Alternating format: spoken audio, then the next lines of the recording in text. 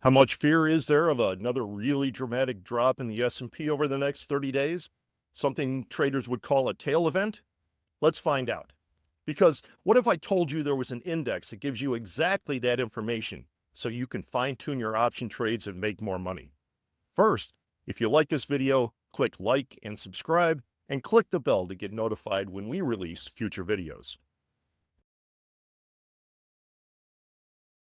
Nation's TailDex is the index that gives you precisely that information because it describes what the market thinks about the likelihood of a tail event, which is a 3 standard deviation decline in prices over the next 30 days.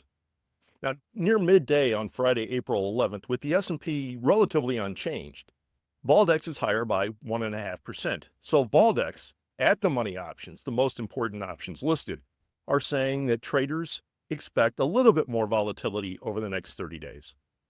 But VIX, which uses all the options listed, is higher by about 7%. It's saying traders expect more volatility over the next 30 days.